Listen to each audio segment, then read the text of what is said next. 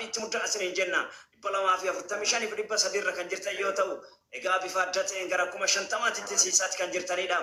Egaa maashaallah tabarakallah keekii muramuudhaaf qophiin xumuramaatti kan jiru. Waaw hedduu waan namatti toludha. Raayyaa banadhaa jechuudha namoonni tokko boksi kan nuuf gochaati jiran yaa galatooma alfaadhaa isin jenna. Qophiin yeroo ammaa kanatti kuma afurii fi dhibba jaarra kan jiru yoo ta'u sagantaan keekii muramuudhaa egaa qophaa'eet kan jirudha. Qalbeetti ganni keekii agarsiisaa jechuudha. Keekii illee agarsiisee kameraamaa. Murraa barri murina muraa nuti kolfaa kameraa laali kameraadhaan suuraa kaartu waan ta'eef yaadannoodhaaf. Akkana abbo. Mastaawashaa foto. Egaa kabajamtoota hordoftoota keekii muramuudhaaf yeroon isaa dhumataatii kan jiru yoo ta'u kabajamtoota hordoftoota baay'ina namoota 1,800 as jalatti argamtan yaada keessan koomantii boksi gocha yaadota keessan laalee isin dubbachuudhaaf qophii kiyya xumureetti kan jiru yoo ta'u egaa sanyii baalee shooddee haadha gam jechuudha yeroo hedduu har'a gammanne kalee ta'uun rifachiiste jechuudha egaa yaada isaa dubbataatti kan jirudha. Abshir sirrifachiisu gammachuudha wanni kalee sunillee homaa rakkoon hin jiru. Nutis qaama tokko gargar waliin hirru jechaatti kan jirrudha. Gaa keekiin bifa adda ta'een viidiyoon as ba'eeti muramaatti kan jirudha. Nu waliin nu mura jechuudha namoonni hedduu yaada kaasaatti kan jiran. Sultaan Naasir mi'uutii qabadhu jechuudhaan haasa'ii ciitiidha wanna jedhu kana boksi gochaatti kan jiranidha. Egaa asuma yaada isaa akka gurra seensiifnudha. Hojjamtoota hordoftoota keenya qophii keenya hanga dhumaatitti nu wajjin turaa isiniin jechuu barbaanna. Namoonni hedduu kan nu keessatti argaman artistii Hussein Amanoo dabalatee akkasuma ammoo Kiyyaa Arnusi Nuraddiin Baawaa Sabboontu Sabaa fi Mubaarak akkasuma Fromsaa dabalatee abbaan Abdallaatis kan nu keessatti argamanii fi akkasuma Abu Jaanaa illee nu keessatti kan argamanidha. Hojjamtoota hordoftoota keenya hanga dhumaatti qophii keenya nu waliin itti mubaaraa isin jechuu barbaanna. Halkanii fi guyyaa yoomuu isin yaadna akka nama wayiitti tarii isin araanna jechaatti kan jirrudha. Namoonni hedduu yaada keessatti gochaatti jirtan amaan kamaan nuti gobadhaa jechuudhaan yaada isaa nuuf gumachaatti jira. Keekiin muramuudhaaf qophiin isaa kan xumuramaati jiru namoota 1,900 irrattidha. Egaa taaptaabii gara 58 jirtanii kan jirtan gara 60,000tti siisaatti kan jirtanidha. Galatoomaa alfaadhaa isin jedhu. Shoodde laal harmeen isaaniillee achi keekii qopheessaniiranii asillee nullee istuudiyoo keessa qopheessinee jirra. Bakka tokko sa'aatii wal fakkaataa Itoophiyaa fi Dubaayitti keekiin kan murame kitaabni gumaata abbaa jedhu barreessituu Caaltuu Kamaaliin kitaabillee harka qabadhu fotoo ka'ii Caaltuu abdii kitaabicha waliin illee suuraa kaasii yeroo tokko amiin itti kenni jalaa bahe. Hojjamtoota hordoftoota kennam dubarreen Caaltuu Kamaal jedhamtu kitaaba waa'ee abbaa irratti xiyyeeffattu guyyaa har'aa kana eebbisuudhaaf bifa adda ta'een as mul'atteetti jirti. Haa ta'uuti malee eebbichiis eebba manguddootaatiin kan jalqabu yoo ta'u sagantaa keekii muriinsaa booda eebba bal'aa kan itti deemnu ta'uu cimsine kan isin hubachiisnudha. Egaa keekiin kan muramaa jiru akka biyya Dubaayittii fi akka Itoophiyaatti bifa wal fakkaataadhaan gara lamaan kan qophaa'e yoo ta'u hanga dhumaatitti nu wajjin turaa jechuun cimsine kan isin hubachiisnu ta'a. Egaa warroonni gama jalaatti argamtanis karaa lamaan waan muramaa jiruuf akka biyya saniititti sa'aatii 11 fi daqiiqaa 25 yoo ta'u akka Itoophiyaa sa'a 4 fi daqiiqaa 25 irratti bifa wal fakkaataa ta'een bifa viidiyootiin keekiin akka muramaa jiru cimsine kan isin hubachiisnu ta'a. Qophii keenya hanga dhumaatitti nu wajjin ittiin bu'aaraa kan isin jennu warroonni carraa dhabdanii gama jalaas jirtanis galatoomaa alfaadhaa ittiin bu'aaraa isin jenna. Sagantaan bifa wal fakkaataatiin wal afoo muramaati kan jirudha. Junamatti tola. Raayyaa 27ffaa waa'ee barumsaa dubbatu banaa jedhani. Baarakallahu fiikum. Akkasitti jidduudhaan raayyaa san dhageeffataa akkasitti amurani. Waanatu asii banaa rakkoon hin jiru kasanii.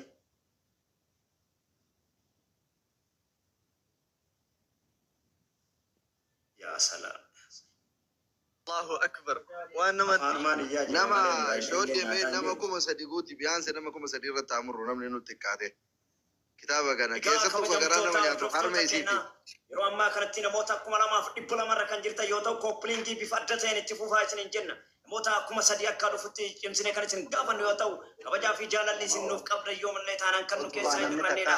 Raayyaa jechuudhaan namoonni hedduu boksi kan nuuf gochaa jirtan raayyaa banuudhaaf qophii keenya xumurreetti kan jirru yoo ta'u namoota 2,200 isinii dubbisa akka armaan gadii uummata mallee barbaanne badii dhaloonni har'arraa akkasitti yaaddi bakki har'a jirru mana Naasirii Aanolee nama jechuun kamii kakaatimaan tole jechuudhaan yaada keenya isin biraan gahaatti kan jirru namoonni hedduu kan nu keessatti argamu yoo ta'u akkasitti baradhaa kan dhiiraaf shamaraa gadi bu'eetu qeeddaa fi daraa kanaaf isin jaaladha yeroo mara uummataa jirtan 2,000 lamaaf dhibba afur yaa rabbi yaalaa nurraan buusin turi yaa ummata jaalalaa warra as dhufte hundumtuu yuumee umriin naa turi jechuudhaan dhaamsa keessin biraan gaatti kan jirudha. Egaa kabajamtoota hordoftoota keenya namoota 2400 irra kan jirtan yoo ta'u namoota isin jala jirutti sheer gochuudhaan namoota 3000 nuuf ga'a jechuun cimsine kan isin gaafannu ta'a.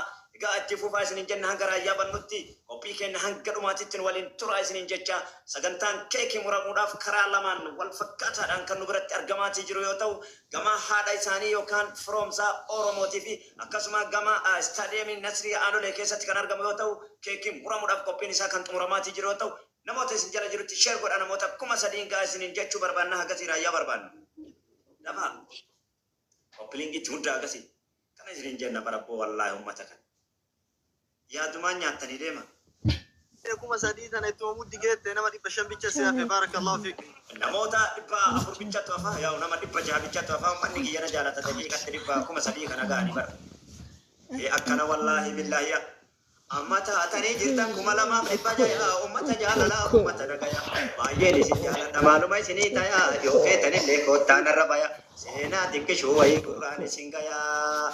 Ya ummata jaalala ya ummata fikiri ummata yoomillee hin jijjiirre shirri amma taatanii jirtan 2000 hedduun isin jaaladha maaluma isinii taya har'a seenaa xiqqishoo gurraan isin gayaa hundumti keessanuu sirri na dhagaya amma taatanii jirtan 2007 wanta isin hojjettan rabbinillee ni argaa. Hedduun nu keessa jira mana Nasrii Aanolee nama jechuun kamii kakaati maal tole hedduun nu keessa jira ka akka abbaa Abdallaa har'a dhiisaa barullee nuti bar wajjin tolla mirgi kan keessa yoomuu haa bararu kaakolaan keekiin qophaa'ee jira laalaa gama lamaan dingata waafaqama jedha waa hajamaan rabbiin isin irraa haa qabu tarii wanta hama isinii dubbisa akka armaan gadi irraa nama Gita wanta ta'e badi dhaloonni haadharraa akkasitti yaadii dafaa itti guutaa nama 300 isinin jechaatti jirra egaa namoota 300 bicha kan akkati yoo ta'u daddabaatti muddaa isinin jenna namoota 2700 kan jirtan yoo ta'u egaa seenaa keessa laalee isinii walaleessa koomantii keessa laalee isinii dubbadha badabba wallaahi billa raayyaa 27 leen banaa daddafa. Warri gaafii nu gaafattanii koomantii barreessitanii yaada dubbachuu heddan as jala dhiyeessitanii.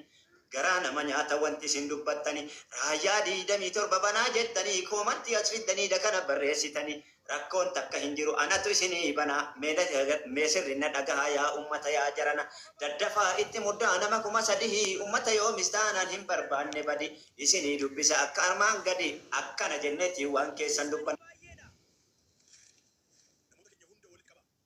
nama 3000 ta'ee jiru kun olaal.